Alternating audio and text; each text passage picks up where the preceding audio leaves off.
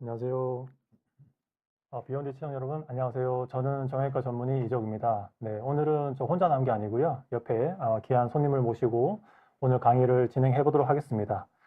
제 옆에 계신 분은 고택수 원장님이십니다. 원장님, 안녕하세요. 네, 안녕하세요. 네, 아마 시청자분들께서는 아마 처음 뵈실 텐데요. 간단하게 소개 좀 부탁드리겠습니다. 네. 네, 서울스카이 정형외과 고택수 원장이라고 합니다. 네, 제가 그 고택수 원장님 좀 소개를 해드리면 지금 서울스카이 정형외과의 대표 원장님으로 계시고요. 여러 학회 활동을 하고 계십니다. 그 중에서 대한정형통증학회 학술위원으로 계시고요. 그다음 오늘 저희가 준비한 강의가 체충격파 치료인데 체충격파 치료의 태스크포스 팀으로 활동하고 계십니다. 그리고 여러 학회랑 심포지움에서 의사 선생님들을 상대로 뭐 충격파 치료라든지 그 다음에 비수술적인 치료에 대해서 강의를 해주고 계시는데요.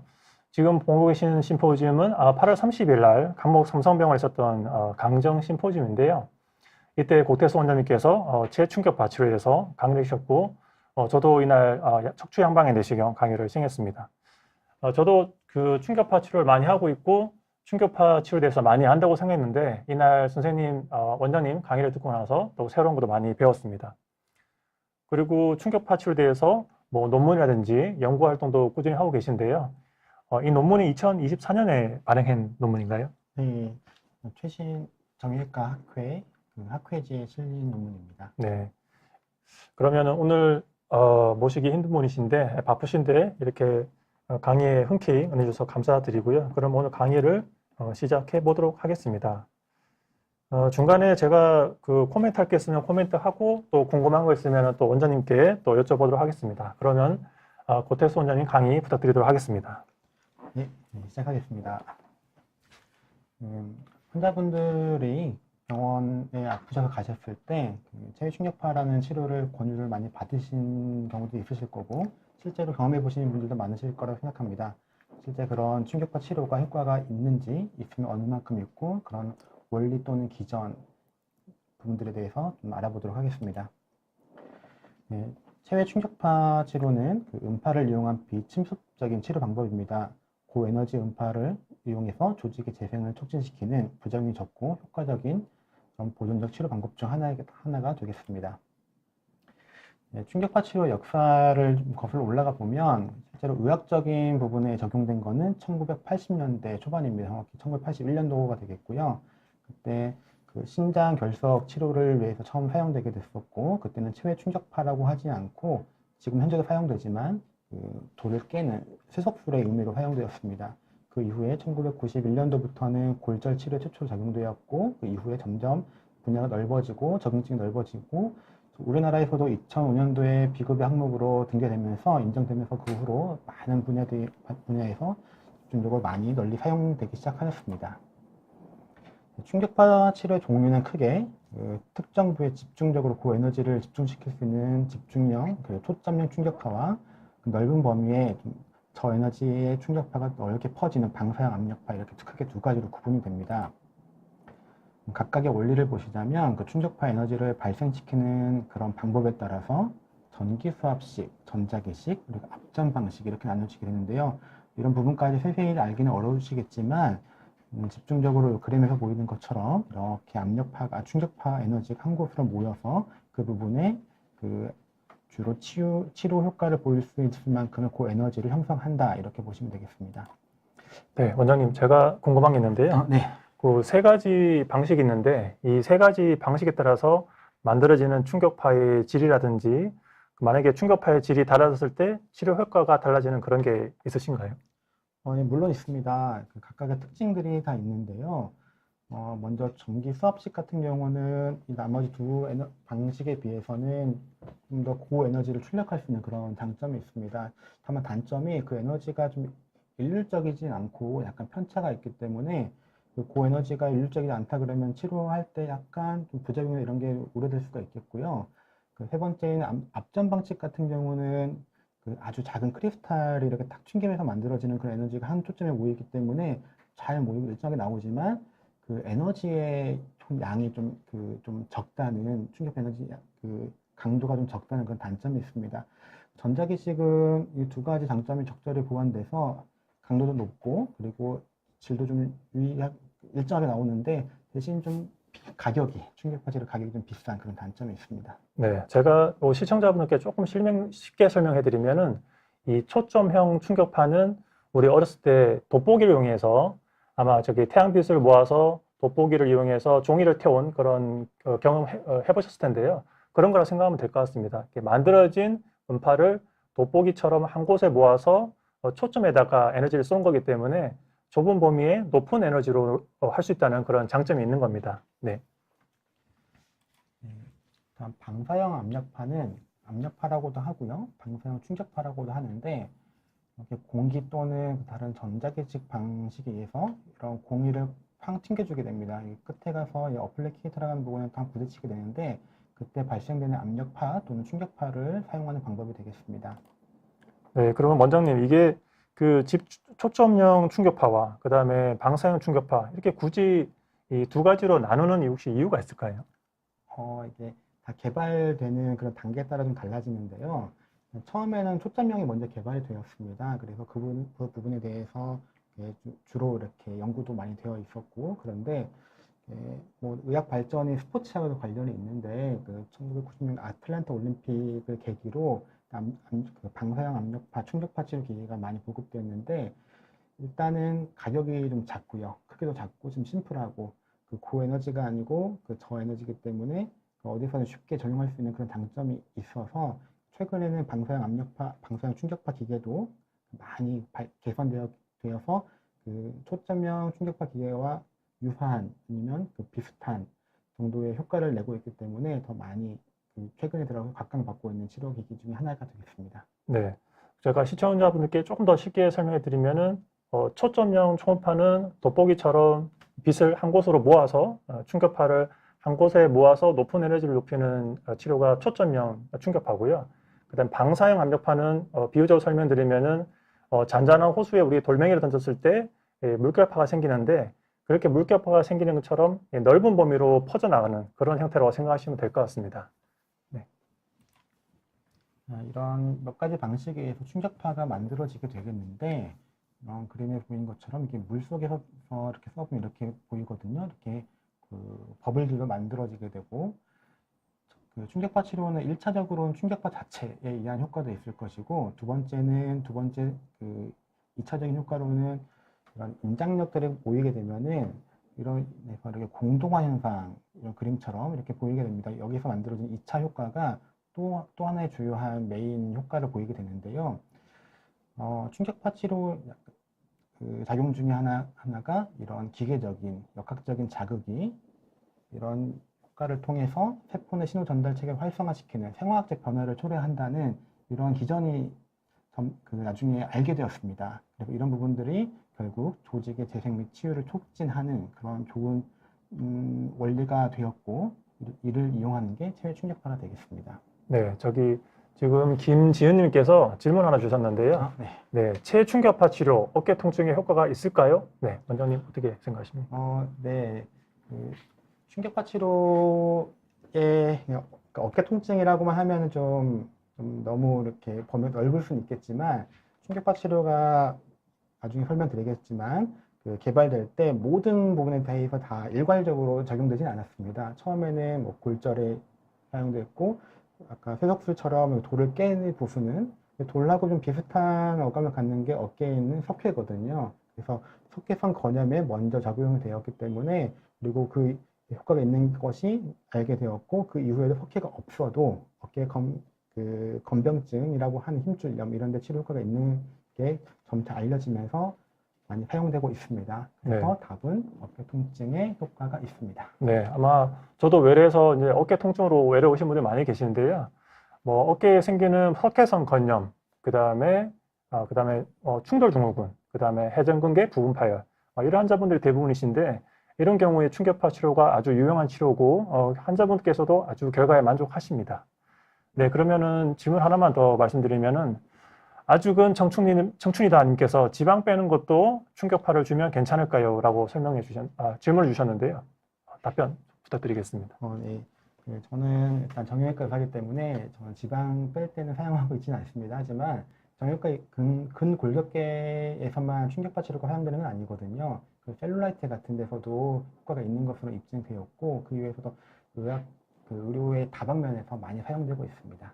네, 맞습니다. 세계 충격파 학회라는 게 있는데요. 거기서 발표한 최근 연구에 보면은 셀룰라이트라고 하는 그런 지방 축적된 그 위치에도 충격파가 효과가 있다고 그렇게 결과가 났습니다. 네, 그러면 계속 강의 부탁드리겠습니다. 네, 이러한 작용 기준을 이용해서 신생혈관 및 조직을 재생 촉진시키는 조직 재생 효과, 그리고 골 형성 유도 및 신생골 형성이라고 하는 그 골 또는 연골의 재생 효과, 그리고 신경에도 똑같은 재생 효과가 있을 수 있겠고, 또 염증을 좀 가라앉히는 효과도 있기 때문에 염증 감소 효과도 있겠습니다.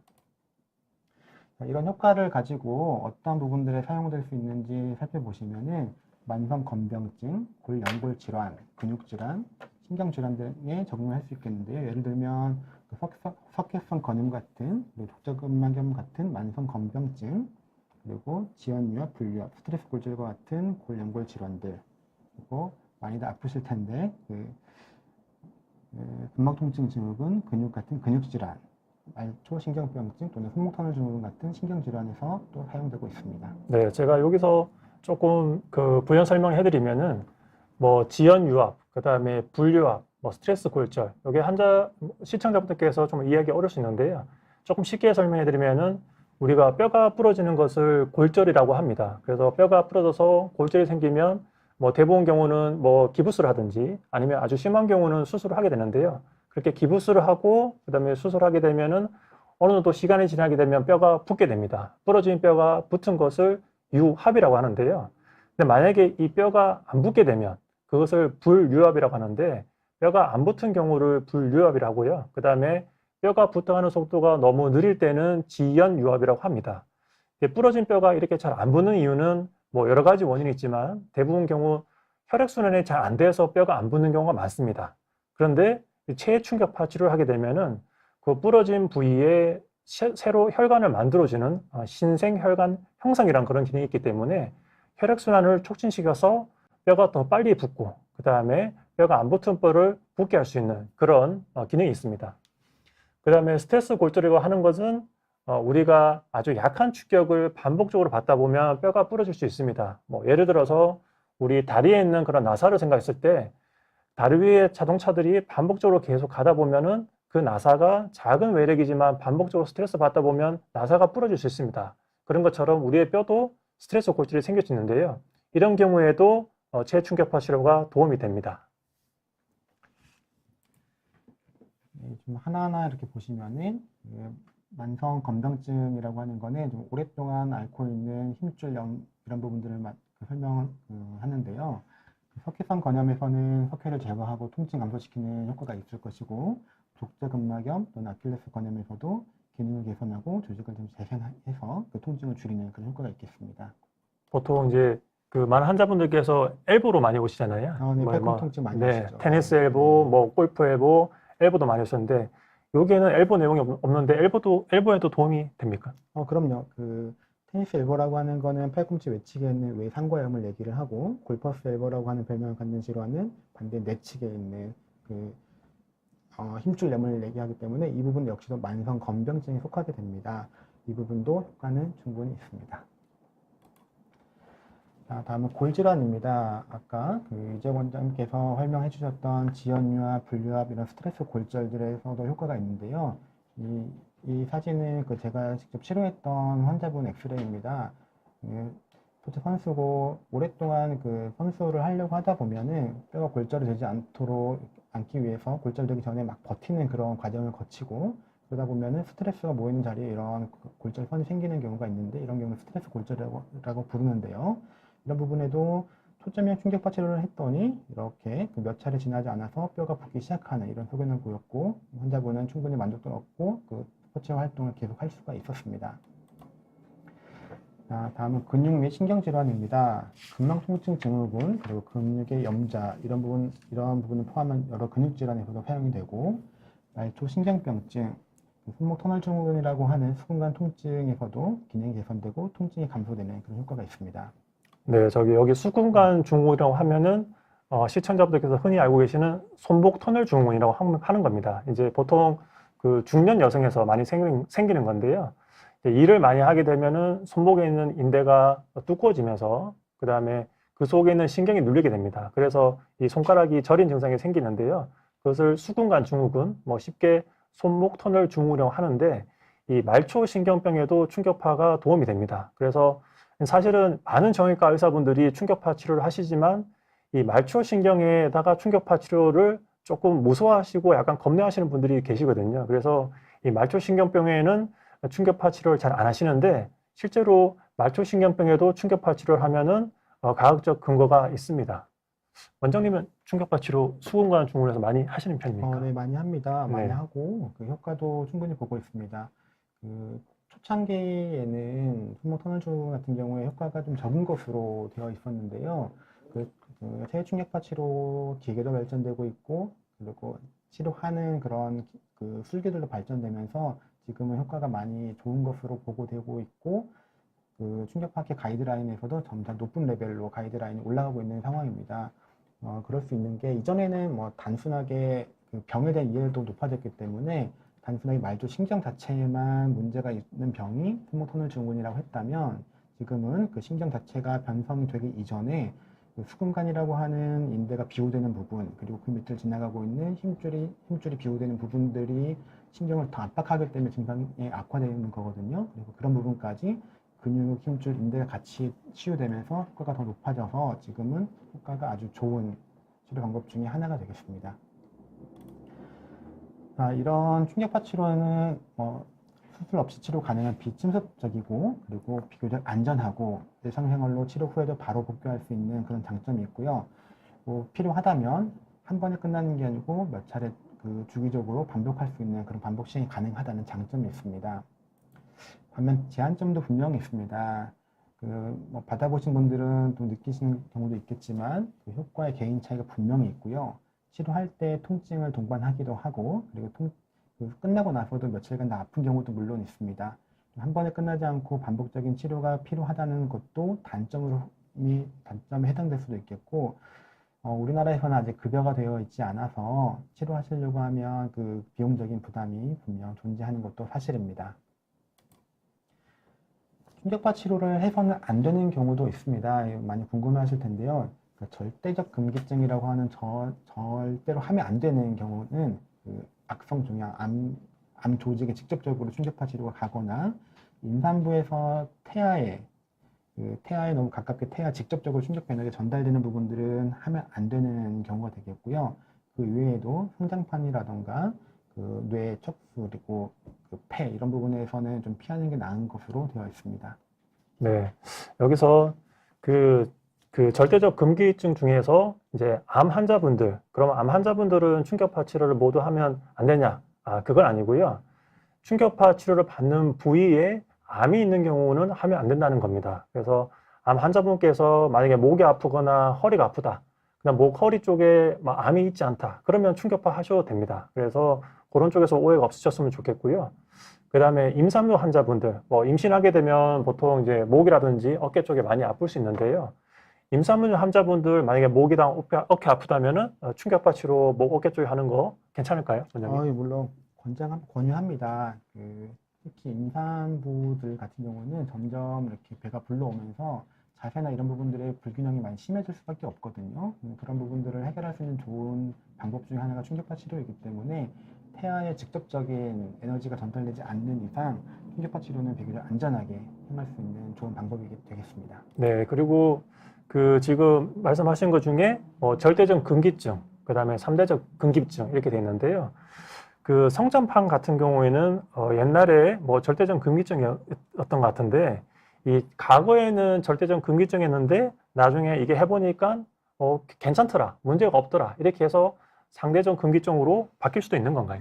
이게 점점 바뀌고 있습니다. 바뀌는 이유들이 뭐 다양하게 있지만 예전에는 아까 설명드렸던 것 중에서 초점형이 먼저 개발됐다고 하고 나중에 방사형이 개발됐다고 말씀드렸는데 초점형이라는 거는 결국은 조금 더 높은 고에너지입니다. 성장판이 손상을 초래할 수도 있는 그런 부분이었거든요.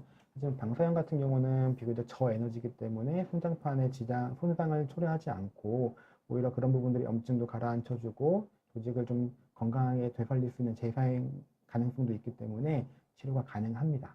네, 말씀하신 대로 그 체충격파 치료는 지금도 계속 연구가 진행되고 있고, 그 다음에 연구 결과가 앞으로도 계속 나올 겁니다. 그렇기 때문에 지금은 안 된다고 생각했는데 나중에 해보니까 실제로 연구를 해보니까 충격파 치료가 효과가 있다. 그래서 이 질병에도 충격파를 할 수 있다. 이렇게 앞으로 계속 더 나올 겁니다. 네. 예, 물론 부작용도 존재합니다. 이게 실제 있는 거고요. 드물게 그 뼈가 오히려 골절이 더 생기거나 아니면 심장 손상 같은 경우도 발생하기도 합니다. 하지만 이런 보고들은 대개는 초창기 때 저희가 잘 몰랐을 경우에 발생했던 부분들이 많고 실제 임상에서 사용해 보면은 이런 경우는 저도 한 번도 경험해 본 적은 없고요. 하지만 그 점상 출혈이라고 해서 충격파 치료를 받은 부분 밑에 멍이 드는 경우는 흔하게 있습니다. 물론 또 두통처럼 다른 그 통증에 민감하신 분들은 통증을 심하게 느끼시는 경우도 있고 하지만 이런 부분들은 다 자연적으로 해결되는 부분이기 때문에 걱정하실 필요는 없겠습니다. 네, 사실은 충격파 치료 부작용은 이제 원장님께서 설명해 주셨지만은 사실은 부작용이 저는 거의 없다고 생각합니다. 굉장히 안전한 정형외과 약도 있고 주사도 있고 여러 가지 치료가 있지만 가장 안전한 치료 중에 하나라고 말씀드리고 부작용이 생기더라도 하더라도 되게 간단하고 시간이 지나면 해결되는 그런 거라고 생각하시면 되겠습니다. 충격파 치료와 다른 치료 방법에 좀 차이가 물론 있습니다. 충격파 치료는 수술이나 약물에 비해서 좀 더 비침습적이고 그리고 효과가 좀 장기간 간다는 그런 효과가 있고요. 단점으로는 반복적인 치료가 필요하다는 그런 단점이 있겠습니다. 충격파 치료는 방금 이재 원장님께서 말씀하신 것처럼 계속 발전되고 있는 그런 치료 방법입니다. 점차 적응증도 확대되고 있고 기술도 발전되면서 이 그림에 보이는 것처럼 실제 우리나라에서는 행해지고 있지는 않지만 그 심근경색 환자분들 대상으로 충격파 치료가 연구되고 개발되고 기구들도 이미 나와 있는 상태입니다. 충격파 치료를 제대로 이렇게 받으시려면 일단 첫 번째로 정확한 진단이 필요합니다. 전문가에 의해서 훈련이 된 의료진에 의해서 환자 상태에 맞는 프로토콜을 잘 짜고 그리고 치료해 가면서 치료 효과나 이런 부분은 분명히 달라질 수 있기 때문에 모니터링을 잘해서 그때그때 치료 필요한 그 타수나 강도나 그런 주기 같은 부분을 잘 조절하게 되면 좋은 효과를 얻으실 것으로 생각합니다. 그 충격파 치료는 대체 언제까지 받아야 되냐 이거 되게 궁금해하시는 경우가 많을 겁니다. 이런 경우에는 몇 차례 하고 이런 경우는 언제까지 하고 이렇게 생각하시기보다는 그 의사가 판단했을 때 증상이 충분하게 호전되었으면 물론 종결을 할 수 있고요. 반대로 효과가 없는데도 무작정 계속할 필요도 없습니다. 마지막으로 이게 제일 중요한데 환자가 치료의 종결을 원할 때는 그때는 무조건 그만하시는 게 낫겠습니다. 이상 준비한 강의는 간단하게 설명을 드렸고요. 네, 지금 많은 시청자분들께서 질문을 주셨는데요. 그러니까 저희가 외래에서 환자분께 이게 충격파 치료를 권유드리면은 환자분들께서 공통적으로 많이 하시는 질문이 있습니다. 그래서 그 환자분들께서 자주 하시는 질문, 일단 그것을 좀 준비했고요. 요거를 설명해 드리고, 그 다음에 지금 라이브로 질문 주신 시청자분들 답변을 드리도록 하겠습니다. 네, 첫 번째 많이 하시는 질문인데요. 충격파 치료 얼마 동안, 그다음 몇 번 해야 돼요? 그 다음에 또 이렇게 많이 해야 돼요? 이렇게 환자분들 여쭤보시는데요. 원장님, 답변 좀 부탁드립니다. 병원에 가서 똑같은 걸 물어보셨을 거예요. 그럼 몇 회 정도 하시면 됩니다. 라고 말씀을 하시는 선생님도 계실 거고, 좋아질 때까지 하세요라고 하시는 분들도 계실 텐데, 둘 다 맞는 말이긴 합니다. 그 몇 회, 어떤 질환에서는 몇 회까지 해라 이런 가이드라인이 나온 게 보통 독일 충격파학회 가이드라인을 많이 차용하게 되는데, 그 이전에 논문이나 이런 부분들에서 나온 내용을 가지고 만든 가이드라인이다 보니, 실제로 임상에서 사용하는 것하고 약간 거리가 있습니다. 저는 설명을 드릴 때는 일단 환자분 치료의 모니터링을 계속해서 효과가 있으시다면 충분히 좋아질 때까지 받으세요라고 말씀드리고 많이 했을 경우에 몸에 문제가 없냐 충격파 치료는 아까 말씀드린 그 내용에서도 충분히 확인하실 수 있던 것처럼 비교적 안전하고 증명된 치료 방법이기 때문에 여러 차례 하셔도 큰 문제는 생기지 않습니다. 네, 맞습니다. 사실 원장님께서 해주신 그 환자분의 그 염증이라든지 질병 상태에 따라서 사실 치료 기간과 그다음에 횟수가 달라져야 됩니다. 그래서 그 세계 충격파학회 가이드라인도 환자마다 그다음 환자가 갖고 있는 질병에 따라 기간과 횟수를 다르게 하라고 돼 있습니다. 근데 그렇게 말씀드리면 환자분들이 이제 뭐 대충이라도 말씀해달라고 하기 때문에 말씀해드리면 뭐 일반적으로 보통 주 1에서 2회 정도 하고 그다음에 저 같은 경우에는 뭐 의사 선생님마다 다르겠지만 저 같은 경우는 보통 한 번 할 때 6회에서 8회 정도 합니다. 그런 경우 대부분 치료 기간은 한 3주에서 4주 정도 됩니다. 그래서 그 러프하게 시청자분들께서는 한 3, 4주 정도 충격파 치료를 주 1, 2회 정도 하는구나 이렇게 이해하시면 되고 환자분의 상태라든지 그다음에 충격파에 대한 반응 정도라든지 그다음 충격파 치료했을 때 얼만큼 좋아지냐에 따라서 기간이 달라질 수 있습니다. 네, 이렇게 설명드리면 될 것 같고요. 네, 한 가지만 더 부연해서 말씀드리자면 한 번 치료하시고 나서 효과 없는 것 같아요 이렇게 생각하시고 더 이상 치료 안 하는 게 좋겠습니다라고 말씀하시는 환자분들이 꽤 되시거든요.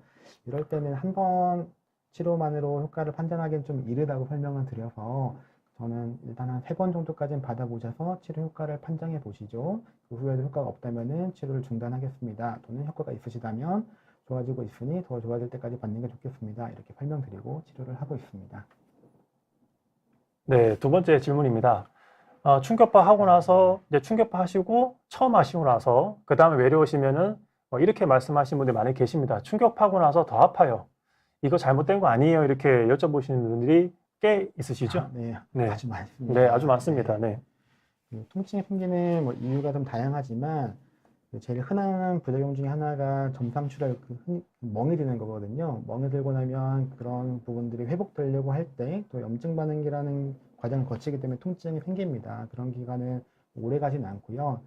3 내지 4일 정도면 대개는 해소되는 통증을 가라앉는 부분이기도 하고 그런 부분들은 일시적인 통증이라고 설명을 드리고 더 치료를 유지해 나가시기를 권유를 드리고 있습니다. 네. 그 체배 충격파 치료 사실 이름에 정답이 있는데요. 이 충격파 치료는 그 음파를 이용해서 그 병변이 있는 조직에다가 실제로 약간의 손상을 줍니다. 약간 충격을 줘서 약간 상처를 낸 다음에 그 상처가 회복되는 과정에서 염증도 해결되고 그 다음에 뭐 인대라든지 그 다음 뼈 같은 게 더 튼튼해지는 그런 원리입니다. 그렇기 때문에 충격파 할 때도 물론 아프고요. 그 다음 하고 나서도 통증이 생기는 거는 치료 과정에서 자연스러운 현상이니까 걱정 안 하셔도 될 것 같습니다. 그 다음에 세 번째 치료인데요. 네. 충격파 치료할 때 너무 아파요. 이런 분들 많이 계시거든요. 아파서 못하겠다는 분도 계시고, 그 다음에 하실 때 이게 충격파가 워낙 비용이 비싸니까 참고는 하세요. 참고 하는데 이게 약하게 해달라는 얘기를 못하는 경우가 많습니다. 왜냐하면 내가 비싼 돈 내고 충격파 치료를 하는데 약하면 효과가 없을까봐 그냥 이를 깎게 물고 참고 하시는 분도 계시거든요. 이런 경우는 어떻게 하는 게 좋을까요? 충격파 치료가 아픈 치료는 맞는데 너무 아프게 받으실 필요는 없습니다. 치료할 때 저희가 생각하는 주요 컨셉이 하나 있는데 전달되는 총 에너지 양에 비례해서 치료 효과가 있습니다. 이런 게 있거든요.